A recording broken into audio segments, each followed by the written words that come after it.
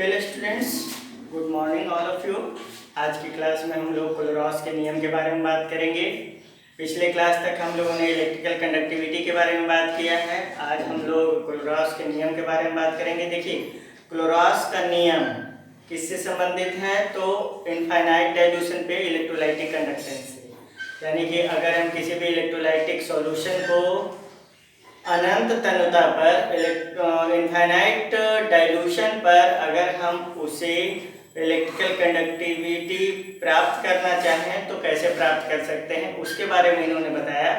और इनके अनुसार से हम लोग वीक इलेक्ट्रोलाइट का इनफाइनाइट डाइल्यूशन पे इलेक्ट्रिकल कंडक्टिविटी पता करेंगे, क्योंकि स्ट्रॉन्ग इलेक्ट्रोलाइट जो होते हैं वो कम ही डाइल्यूशन पे 100% अपने आयनों में टूट जाते हैं। और हमें पता है कि इलेक्ट्रिकल कंडक्टेंस के लिए आयन ही रिस्पॉन्सिबल होते हैं। यानी कि किसी भी इलेक्ट्रोलाइटिक सॉल्यूशन में जितना ज़्यादा आयन होगा उतना ही ज़्यादा क्या होगा, इलेक्ट्रिकल कंडक्टेंस होगा। तो स्ट्रॉन्ग इलेक्ट्रोलाइट के साथ कोई परेशानी नहीं है, वो कम ही डाइल्यूशन में क्या होते हैं, 100% अपने आयन्स में डिसोसिएट कर जाते हैं। जबकि वीक इलेक्ट्रोलाइट के साथ परेशानी है, वो कम डाइल्यूशन में सम ऑफ द आयन्स में डिसोसिएट करते हैं, बट क्या होता है कि ज़्यादातर उसके जो अणु हैं वो आयन में नहीं टूट के अणुओं के रूप में मौजूद ही रह जाते हैं, जिसके कारण इलेक्ट्रिकल कंडक्टेंस वहाँ पे कम हो जाता है। तो चलिए क्या कहना है क्लोरॉस का इनफाइनाइट डाइल्यूशन पे वीक इलेक्ट्रोलाइट का इलेक्ट्रिकल कंडक्टेंस के बारे में। तो उसको हम लोग एक डायग्राम के माध्यम से समझने की कोशिश करेंगे कि किस तरह से इनफाइनाइट डाइल्यूशन पे इलेक्ट्रिकल कंडक्टेंस को हम लोग प्राप्त कर सकते हैं वीक इलेक्ट्रोलाइट के लिए। चलिए,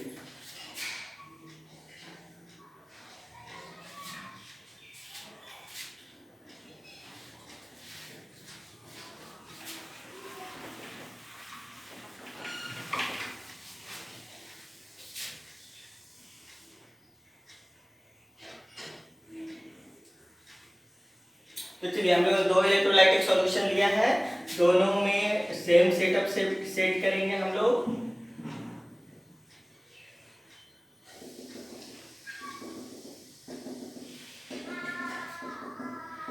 ये आपके पास एक इलेक्ट्रोलाइटिक सॉल्यूशन हो गया, ये आपके पास दूसरा इलेक्ट्रोलाइटिक सॉल्यूशन हो गया।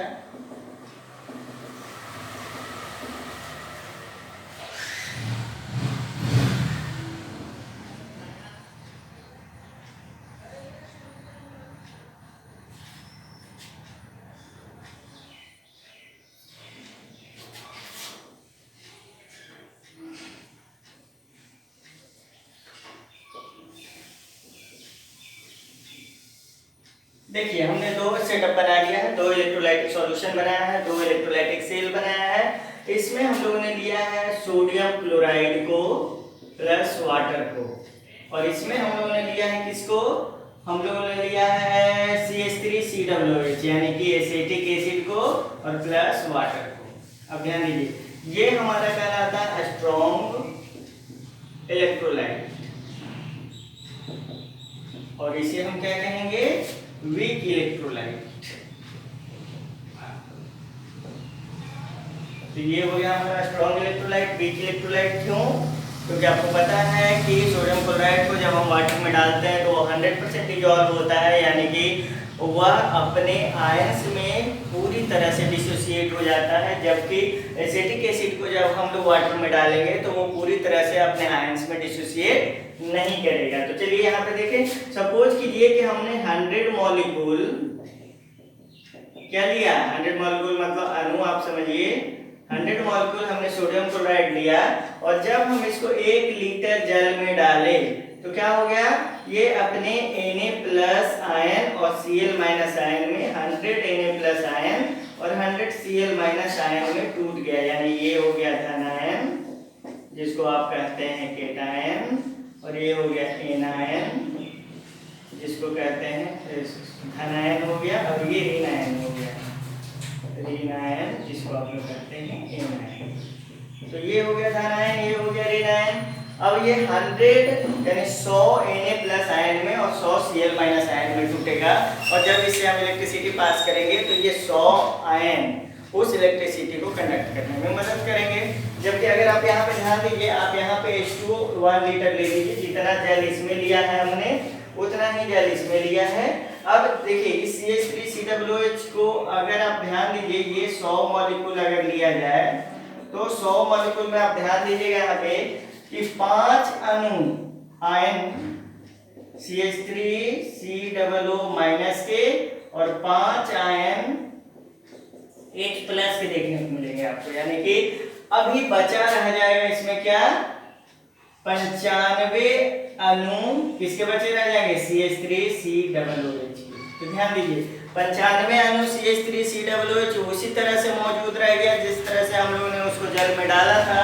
तो इसमें अगर इलेक्ट्रिकल कंडक्टेंस की बात करें, विद्युत धारा की बात करें, तो यहाँ पे आप ध्यान दीजिएगा कि इस विद्युत धारा को प्रवाहित करने के लिए सिर्फ 5 आयन धनात्मक और 5 आयन ऋणात्मक ही उत्तरदायी है।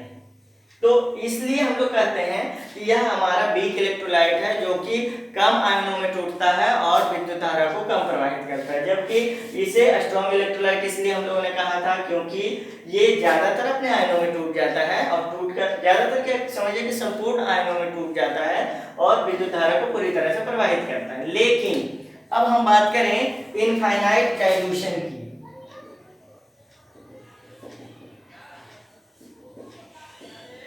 जिसको कहते हैं अनंत तनुता। देखिए इनफाइनाइट डाइल्यूशन की बात करें, अनंत तनुता की बात करें, मतलब इसमें आप पानी जो मिलाना शुरू करें, जल जो मिलाना शुरू करें, वो इतना मिलाएं कि ये जो 95 अणु इसके बचे हुए हैं वो भी पूरी तरह से अपने आयनों में टूट जाए, तो उसको इनफाइनाइट कहेंगे, मतलब अनंत। पानी मिलाते जा रहे हैं तब तक मिलाते जा रहे हैं जब तक ये पूरी तरह से अपने आयनों में टूट नहीं जाता। तो अब क्या हो जाएगा, ये 95 अणु फिर से क्या हो जाएगा, 95 आपका CH3COO माइनस और 95 H प्लस में टूट जाएगा, यानी पूरी तरह से ये भी टूट गया। 100 अणु लिए थे, 100 अणु लिए थे, जो 100 धनात्मक आयन और 100 ऋणात्मक आयन में टूट गया। तो अब इनफाइनाइट डाइल्यूशन में इसमें और इसमें कोई अंतर नहीं रह गया, यानी कि दोनों का इनफाइनाइट डाइल्यूशन पे अगर ध्यान दें तो इलेक्ट्रिकल कंडक्टेंस एक समान आपको नजर आएगा।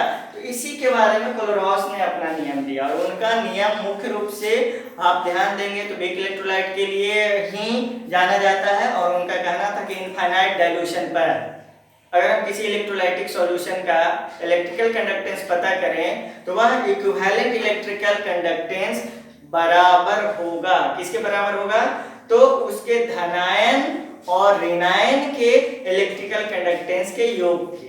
कैसे, चलिए परिभाषित करते हैं। यहाँ पे हम लोग यहाँ पे लिखेंगे अनंत तनुता पर, अनंत तनुता जिसको कहेंगे infinite dilution.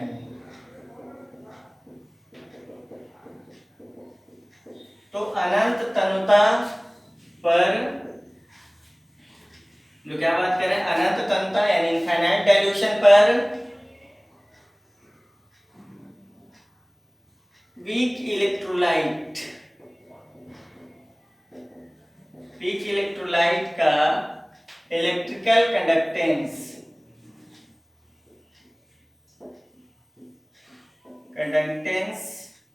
Equivalent electrical conductance. चलिए इसको थोड़ा सा चेंज करते हैं क्योंकि हम लोग इक्विवेलेंट प्राप्त करेंगे, तो यहाँ पे क्या लिखेंगे, इक्विवेलेंट इलेक्ट्रिकल कंडक्टेंस।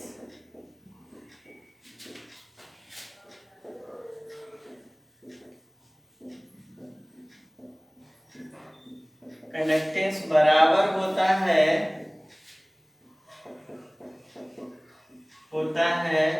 धनायन तथा ऋणायन,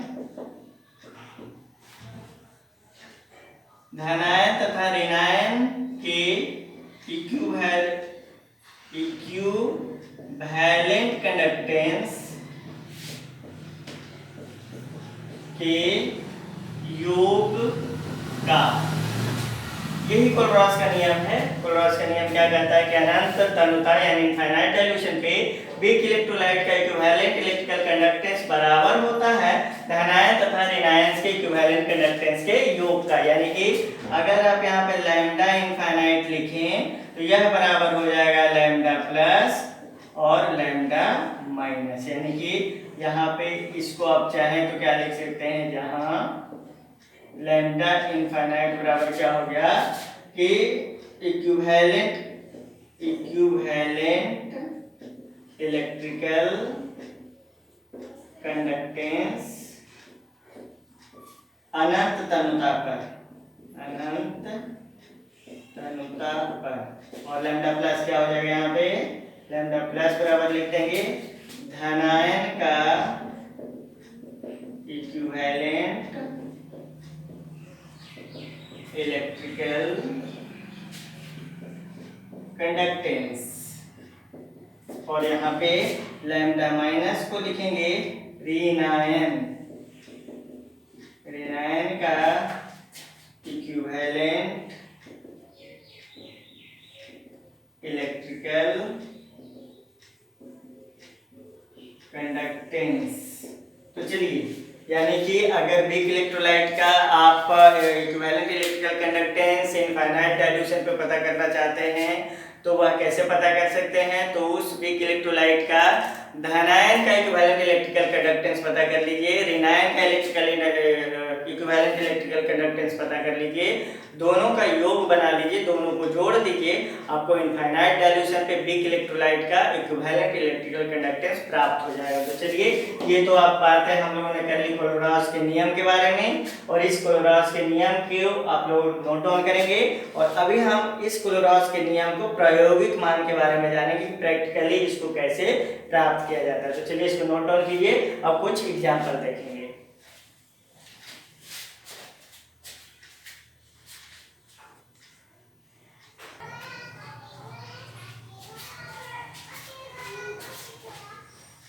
तो चलिए स्टूडेंट्स, एक प्रश्न के माध्यम से, न्यूमेरिकल के माध्यम से हम लोग ये समझने की कोशिश करते हैं कि अगर किसी भी वीक इलेक्ट्रोलाइट का हम इक्विवेलेंट इलेक्ट्रिकल कंडक्टेंस प्राप्त करना चाहते हैं तो कोलोरास के नियम से कैसे प्राप्त कर सकते हैं। देखिए प्रश्न क्या है आपके पास, 298 केल्विन ताप पर, यानी तापमान आपका दिया हुआ है 298 केल्विन ताप पर, सोडियम एसीटेट HCl और NaCl के अत्यंत तनु विलयन मतलब इनफाइनाइट डाइल्यूशन में इक्विवेलेंट कंडक्टेंस यानी कि सोडियम एसीटेट HCl और NaCl का इक्विवेलेंट कंडक्टेंस आपका दिया हुआ है 91, 426.16 और 126.45 ohm inverse centimetre square equivalent inverse है।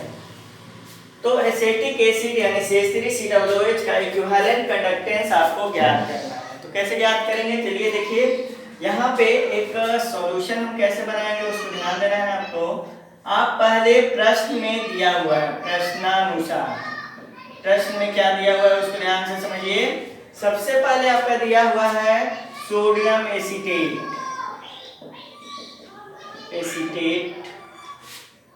यानी लैम्डा इनफाइनाइट पे, सब इनफाइनाइट पे है, CH3COOH इक्विवेलेंट कंडक्टेंस दिया हुआ है, सॉरी सोडियम CH3COONA का इक्विवेलेंट कंडक्टेंस कितना दिया हुआ है आपका 91.0 कितना ओम इनवर्स सेंटीमीटर स्क्वायर और इक्विवेलेंट इनवर्स। उसी तरह से सोडियम एसीटेट हो गया। अब उसके बाद HCl यानी कि हाइड्रोक्लोरिक एसिड का लैम्डा इनफाइनाइट HCl का दिया हुआ है कितना, देखिए आपका 426.16 ohm inverse centimetre square equivalent inverse. उसी तरह से हाइड्रोक्लोरिक एसिड के बाद सोडियम क्लोराइड यानी लैम्डा इनफाइनाइट NaCl का वैल्यू आपके पास दिया हुआ है